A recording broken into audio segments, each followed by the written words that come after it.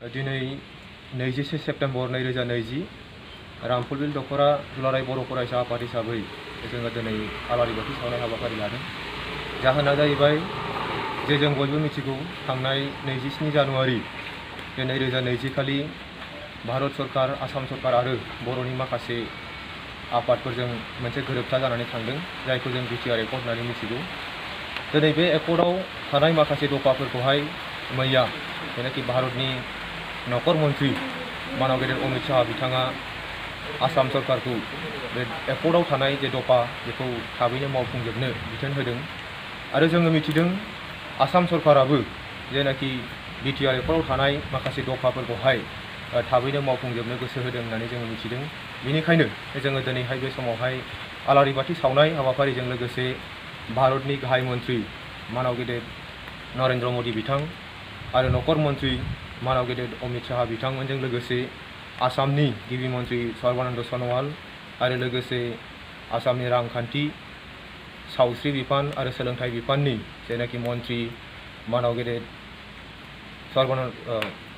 हेमन्त बिश्व शर्मा बिथांमोननिसिम बे समावहाय गोसो गोरबोनि साबायखर जासिहरदों, सिबिनायखौ जासिहरदों।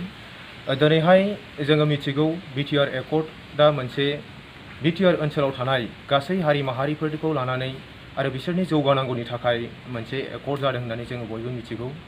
जाय एकर्डजोंहाय जोंनि गेजेराव सोलोंथाइनि जेंनाया जोबगोन, हा हुनि जेंनाया जोबगोन आरो दिनै जोंनि गेजेराव गोबां मोनसे गिदिर जेंना हिसाबै नुजाथिबाय थानाय जेनाखि बेकार जेंना, बेयो बे बिटिआर एकर्डनि जोहै एसेब्लाबो माखासे जोबस्रांनाय फैगोन एबा सुस्रांजागोन होननानै जोङो दिनै आसा खालामनो हायो। बेजों लोगोसे दिनै जोंनि बिटिआर ओनसोलाव थानाय गासै हारि माहारिफोरनि गेजेराव जेरै गावजों गाव गाज्रि मोनलायनाय, नायनो हालायै बर' अनाबर' बेफोरबायदि सोदोबाबो दिनै बिटिआर एकर्डजों जोबगोन होननानै जोङो मिजिंथिनो हायो। आरो बेजों लोगोसे जोङो बुंबावनो हायो बे एकर्डआव बयनिफ्रायबो गोजोनथावसिन हिसाबै जाय जिनिसखौहाय जोङो बिएसि एकर्ड आरो बिटिसि एकर्डआव मोननो हायाखैमोन, जोंनि माखासे आसामनि गुबुन गुबुन जायगायाव थानाय बर'फोरनि थाखाय नैबे बिटिआर एकर्डआव माखासे सुबिदाफोर, गावनि राव हारिमु थुनलाइजों थांनानै थानो हानाय माखासे सुबिदाफोरखौ जोङो बिटिआर एकर्डआव मोननो हादों। आरो बेजों लोगोसे सनितपुर आरो गहपुर, बिश्वनाथ बैफोरबायदि ओनसोलफोरा जाय जायगायाव ट्राइबेल एरिया, ट्राइबेल सुबुंफोरनि अनजिमाया गोबां, बै जायगाफोरखौ बिटिआर एकर्डआव सोगोन होननानै जों मिथिगौ।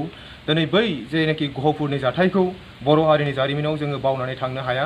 बैफोरबायदि माखासे ओनसोलनि रायजो राजाफ्रा, जोंनि बर' आरो ट्राइबेल माखासे रायजो राजाफ्रा बे एकर्डजों माखासे सुबिदाफोरखौ मोनगोन जोङो आसा खालामनो हायो। बेनिखायनो जोङो बुंदों बे बिटिआर एकर्डआ बिटिआर ओनसोलाव थानाय गासै हारि माहारिफोरनि थाखाय मोनसे थार बिजिरनाय होगोन। गुबुन गुबुन हारि माहारिफोरजों गोरोबलायनानै गोजोन खौसे माखासे हाबाफारि मावलांनो हागोन आरो ओनसोलाव बयनिबो जौगानाय मोनसे खामानि जागोन होननानै जों बुंनो हायो।